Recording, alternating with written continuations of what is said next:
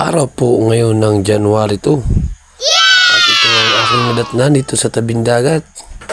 Bakit maraming tao at nagkakagulo? Yung pala ay meron palang nakaraming huli. Isda. Nice! Galing sa laot. Yun, nagulat ako. Nakita ko sobrang dami ng isda. Wow! Pinagtulong-tulungan nila at para matapos na dahil sila ang pinakahuling dumaong dito sa tabing dagat. Bangka nga pala to ng aking kumpare na si Pare Lolo at yan po si Binje. Ang saya ng ngiti niya dahil sa dami ng huli ng kanyang bayaw.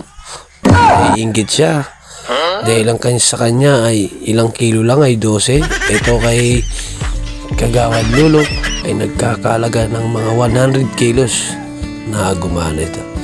Super risk po ang taon nila ngayon at super dami ng huli nila. Tignan nyo naman guys, oh. Yan. Siyempre maraming tao dyan tumutulong para matapos at para makakahingi sila ng ulam. Nagbabanderitas ang isda. Mata-mata.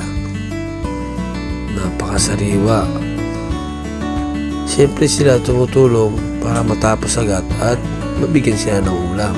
Ganito po tradisyon dito sa mga hanap buhay. Siyempre, kailangan di ka rin dapat magdamot sa mga tao nang hihingi ng ulam para lagi pong bilis ang bawat hanap buhay mo. Kita niyo guys, oh, mga katropex, super dami ng isda ngayong taon. Lahat po, hindi lang po silang nakarami huli ito. Lahat po ng bangka ay nakarami ng huli. Kita mo naman yan, oh. Ay, nako! Napakaswerte naman ni Kuya Haji. Shout out. Ang baynas talaga ni Kuya Haji kasama ng kanyang piloto na si Kuya Lolo. Siyempre may mga ilaw dyan at madilim para mabilis matanggal ang mga isda po, mga katopeks. Ayan na, inilatag na yung mga banderitas na yan para mabilis. Shout out naman yung kay nanay, nakaupo lang sa kating. Kita mo naman yan, oh, mata-mata, oh. Siyempre, iniilawan nila para mabilis matapos. Ito mga katopek, sa sobrang dami ng isda, inabot na sila ng alas 10 ng gabi sa katatanggal ng isda.